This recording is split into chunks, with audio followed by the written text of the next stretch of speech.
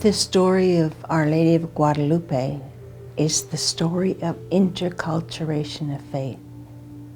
Because what that story is about is the incarnation of Christ expressed in a culture, in a language, to a people in a way that they can understand.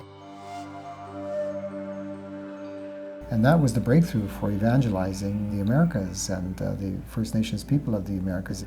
She was really Our Lady of the Americas, so in a sense she belongs to all of us in that sense. For more than 500 years, devotion to our Mother of Guadalupe is central to Aboriginal Catholics all over the continent of North America.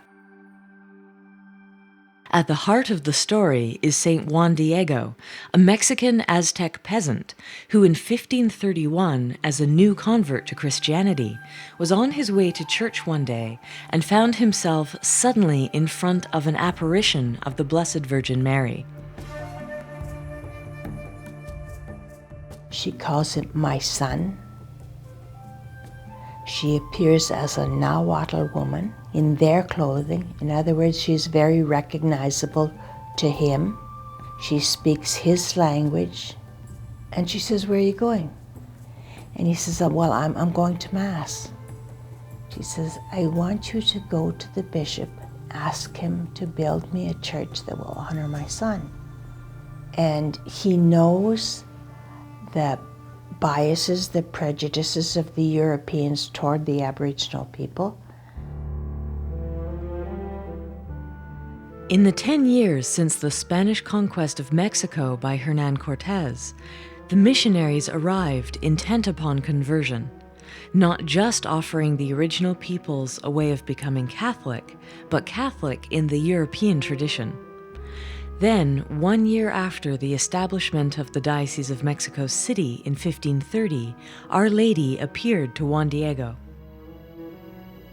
When he asks her who she is, she says, "I am the Mother of God, the Ever-Virgin Mary, Holy Mother of God." This is a Nahuatl woman, Nahuatl language, Nahuatl body. So this whole context of this is like saying, this is the birth of Christ in the Aboriginal communities. Diego told his story to the new Archbishop of Mexico City, who then asked Diego to ask for a miraculous sign. The Virgin told Juan Diego to gather some flowers from the top of Tepeyac Hill. There, in the middle of winter, on barren ground, Juan found roses, which at the time only grew in Spain. The Virgin herself arranged them in his tilma, or peasant cloak. When Juan Diego opened his cloak in front of the Archbishop, the flowers tumbled out, and in their place was an image of the Virgin as she had appeared to Juan, imprinted on the fabric of his cloak. The bishop falls to his knees asking forgiveness for not having listened to the message Juan had brought, because he recognized these truths that Juan was bringing, the truths that are present in the Nahuatl understanding of God, in the Aboriginal way of life. The church Our Lady asked Juan for was indeed built in Tepeyac, and today the Basilica of Guadalupe is a place of pilgrimage. In fact, with several million visitors a year, it ranks among the world's top pilgrimage sites for all Catholics, but especially for Aboriginal Catholics. Some years ago I had the privilege to go to Mexico City and visit the shrine of Our Lady of Guadalupe. And I must admit it was a very moving time just to see the amount of people that are there, the crowds of people, and then to get on that little moving sidewalk and pass in front of the image of the tilma that Juan Diego wore 500 years ago, more than that, and that it's still there. It survived all these years, and the image of Our Lady that's on it, it was a powerful experience for me, and certainly carries with it an affirmation of the whole effort of the Church today to allow or to invite interculturation to happen in terms of First Nations spirituality and culture, and First Nations people expressing their Catholic faith in their own cultural way.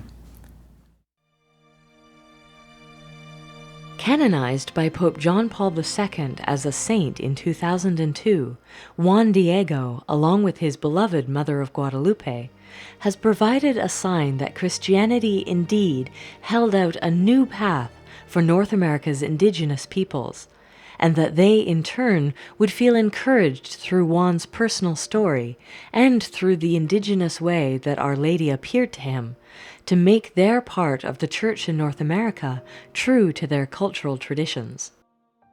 I had a kind of transformational experience about church there in Guadalupe that has changed my life, changed my prayer, my way of living.